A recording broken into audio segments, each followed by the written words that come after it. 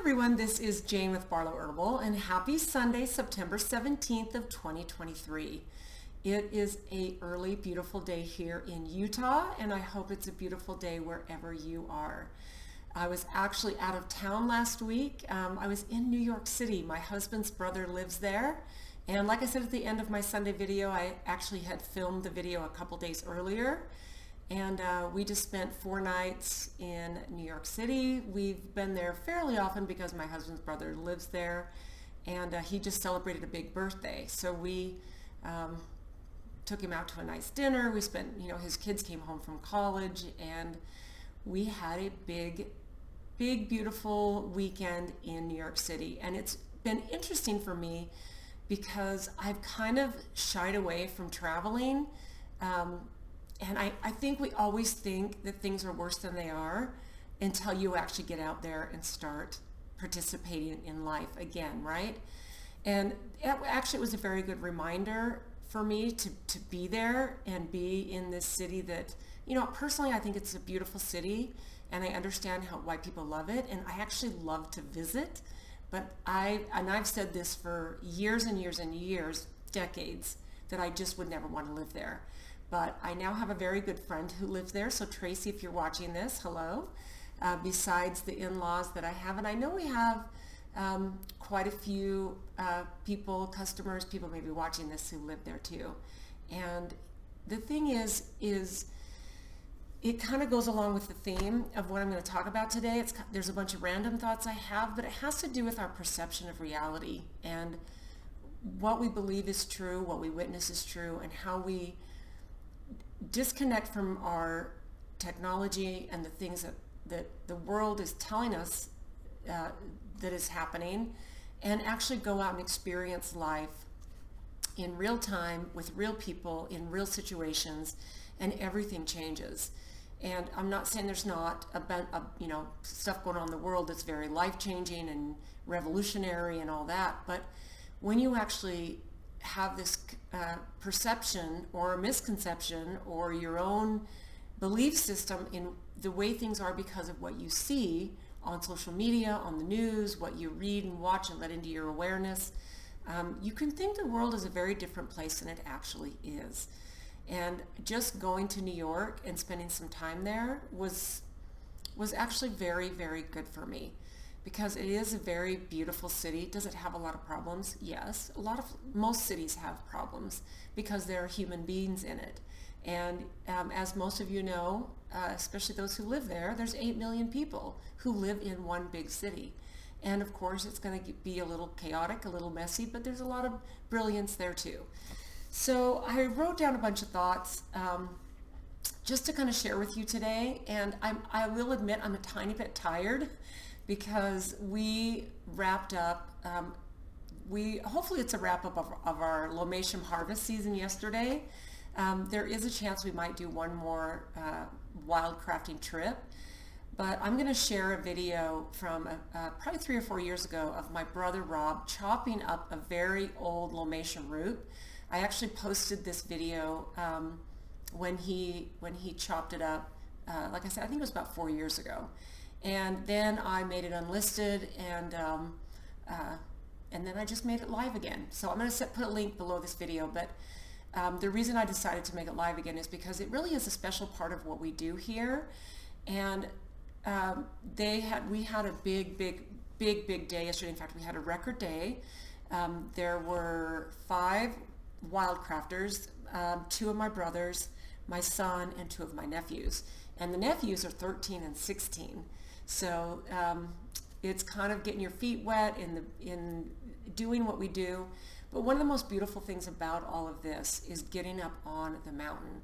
And we actually have a big piece of property up in Idaho where Lomatium grows. So we actually go out on our own property. There's all these hills and rocky slopes, and it's in the middle of nowhere. Nobody lives nearby it. There's no electricity on it.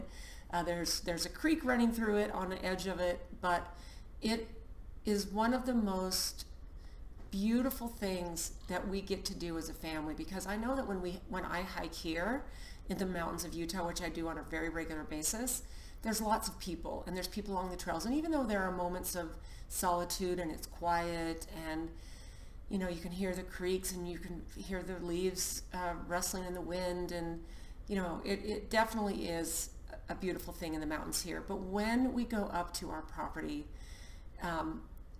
it is gorgeous. It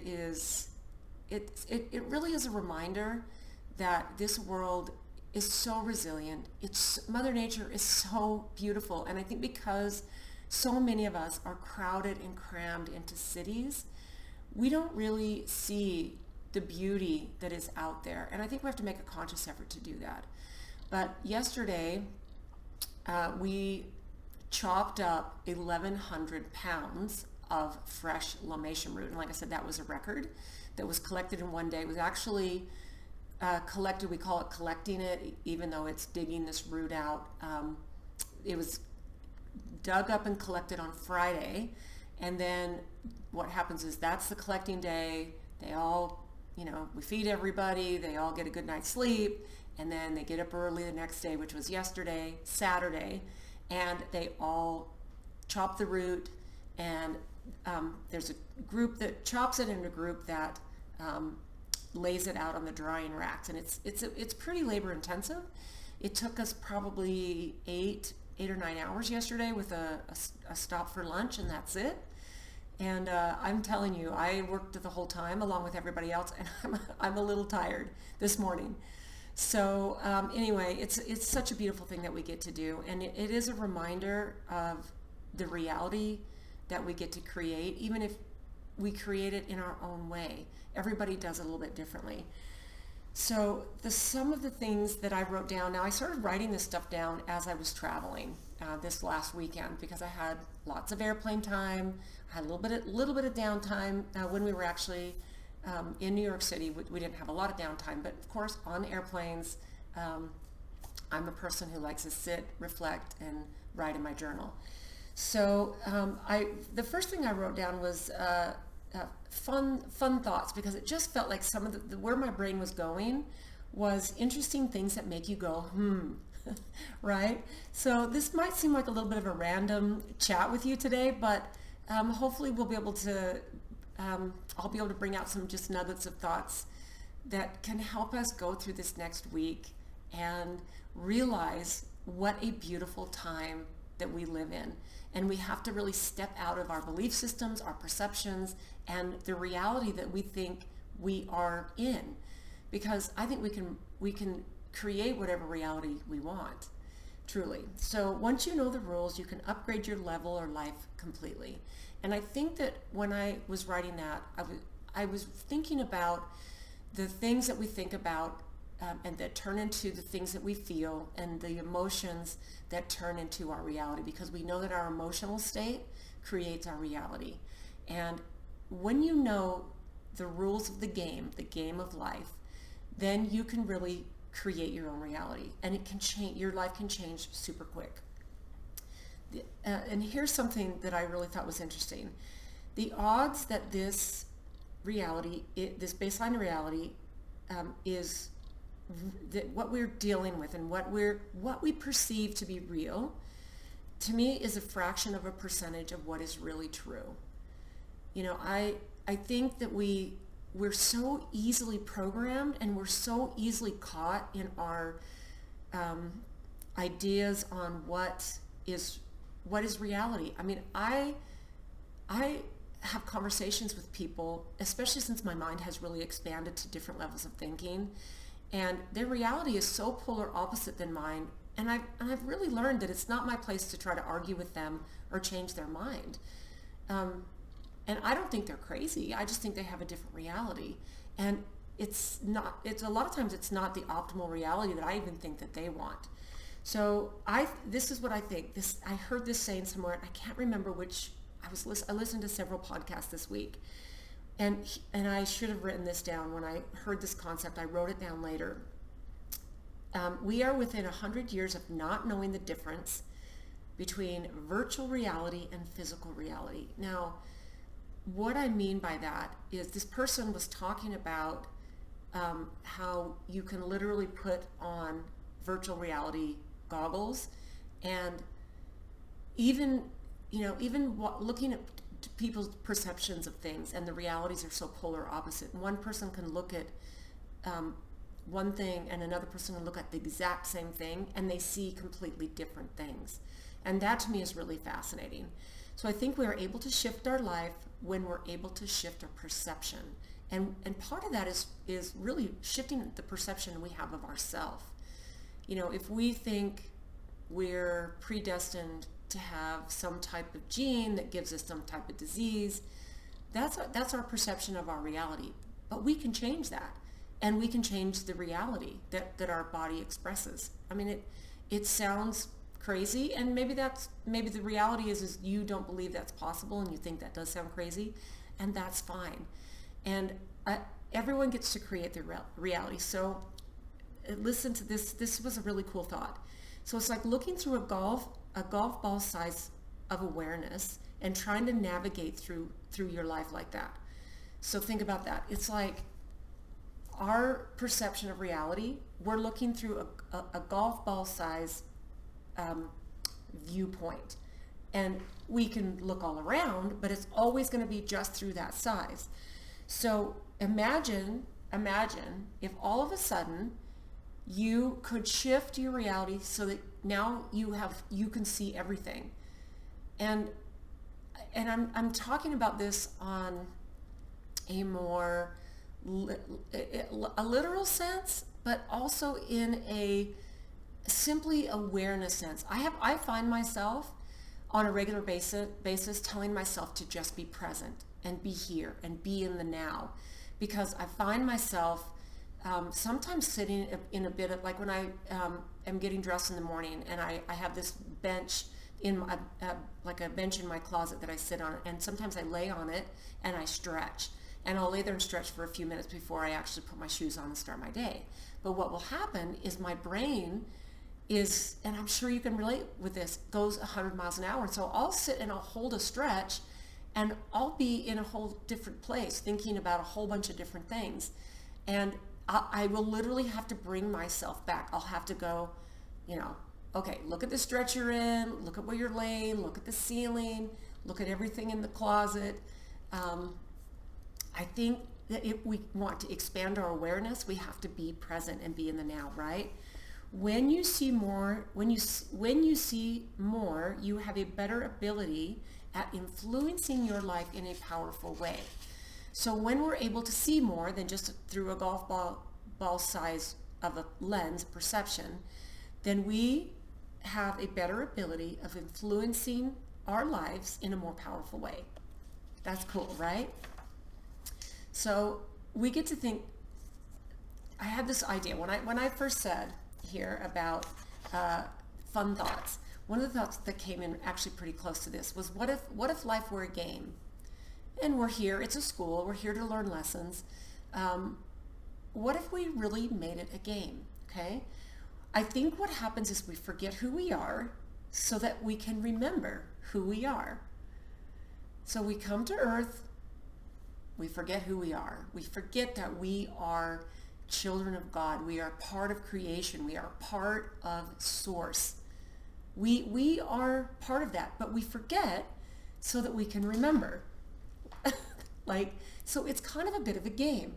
So if we don't take ourselves so seriously and we open up and have more fun, life can change dramatically. So what I wrote after that is, have more fun with life. Be willing to be more fluid. Be flexible. Go with the flow. We get so worked up. In fact, what was really funny this week is we actually have this favorite bagel place, a New York bagel. My husband loves these. His brother has lived in New York for probably 35 years, maybe longer. So he's lived there most of his adult life. And there's a bagel place that's close to where his brother has lived most of the time. He's only moved a couple times since he's been there. But it's right in the city of New York, and almost every time that my husband visits, or if we visit together, we go get some of those bagels and we bring them home with us. And one of the bagels, I accidentally gave it to my nephew who is here to harvest limation with us.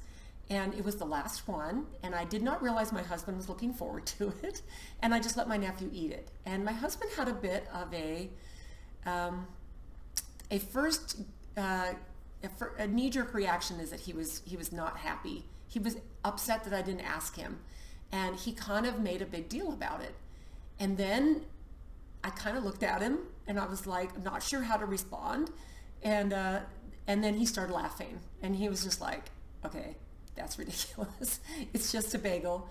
And even though I was looking forward to eating it, so I think we have these moments, because that could have turned into like he was really angry and I didn't understand his feelings, and it could have turned into a weird thing. And I know that's a very simple, maybe kind of a silly example, but I think that we get caught in these things and we put so much ego and so much emphasis on our feelings got hurt, and we think we need to stay in this victim place till somebody understands that they hurt us in the way that they did. And honestly, we need to stop taking ourselves so seriously. We need to be more fluid and more let things roll off your back. In fact, one of the podcasts that I started listening to again this week was from The Minimalists. And if you've seen their documentary, it's an amazing documentary.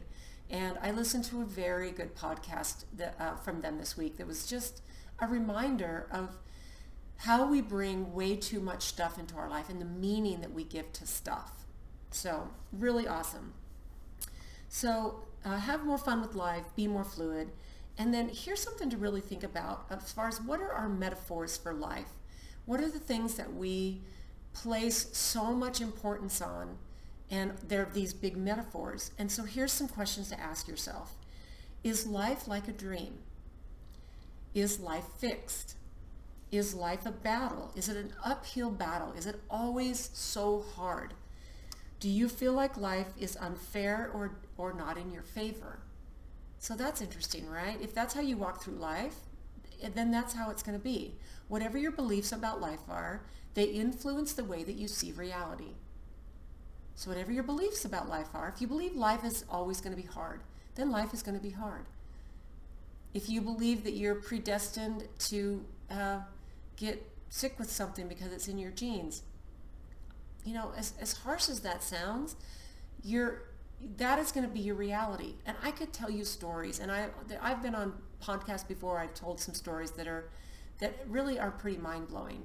As far as if we believe that we're predestined because we have this certain gene in our family on any disease or whatever, then that is what we are bringing into our reality. And it might sound like a crazy concept, but if you believe that you are going to get something because it's in your family, even if you do everything you can to prevent it, that's a really interesting concept I think to really work on. So your beliefs create your reality. And we've been talking about this for the last few weeks. The dominant stories about your life are on autopilot. So this is something that I find really, really important, because you can literally reframe your past.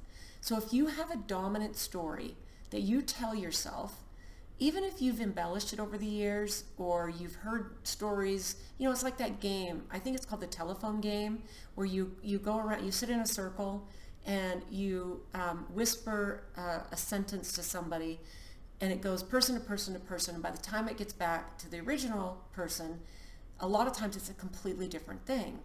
It's a little bit like that, where you're saying something and you might add a little detail to a story because it sounds better. And then you tell that story again and that detail stays in there. And so it becomes a part of your story. So the dominant stories about your life are typically on autopilot. And I find that's true. That's so true. When you shift your perception about what reality is, you will have a spiritual awakening. And I believe that we are these spiritual, gorgeous beings having a physical experience. And I think we forget to enjoy it. We forget the brilliance of what we're here to experience. A spiritual being can't experience what it feels like to go river rafting down a river, or climb a mountain, or enjoy a 2 Michelin star meal, or or hug on your grandbabies or hold your newborn for the first time. Like, we have these physical bodies so that we can literally experience the joys of being a human being. So I'll say that part again. When you shift your perception about what reality is, you will have a spiritual awakening. You reap what you sow. I think we get trapped in our ego. We need to remember that we are spiritual energy. If I will tell you, if we can release our ego on things, life changes so substantially and so beautifully. So if you believe reality is fixed, then it will be fixed for you in your experience here. If it is heavy, it feels heavy and solid and you can never get ahead and you're stuck with all these health problems and you're stuck with all these financial problems and you always get in bad relationships. If that is what you believe and you have a fixed reality that you can't change that, then that is what your reality is going to be. If you believe life is a dream, a game, it will become more magical. So start reimagining your life. And when you start to feel in those old autopilot habits, make a shift. Start making these little shifts and literally be present, look at where you sit and look at the world and say, how can I make it more magical? How can I make it more of a game? From my perspective, we are here to learn lessons and we don't want to repeat them, right? And I think that goes through any type of life we have.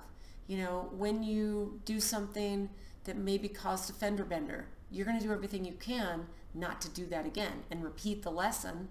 I know when I was learning to drive, I had a couple small fender benders, but I learned. I corrected and I knew what caused that. So I think that can go and be a part of anything. There's more to life than what we experience with our five senses. You know, I believe that we are these eternal spiritual beings of pure love and pure consciousness. And we are so much more than what we experience. We still want to experience these senses, but we are so much more than that. It's the incredible things that we can do when we change our beliefs about reality. There are so many incredible things that we are capable of doing. We just have to get out of our own way. We have to change our reality. Changing your relationship with life is where your power is. The meaning you give things in your life is what you experience.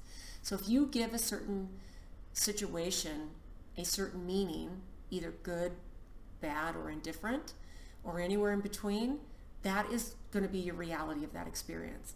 You know, my husband had an interesting experience this week. He went out and had a boys' night. It's two of his friends he's been doing this with for a long time. They went out, they had dinner. When he came back, I was like, hey, how was your evening? And how was dinner? And he was like, it was horrible.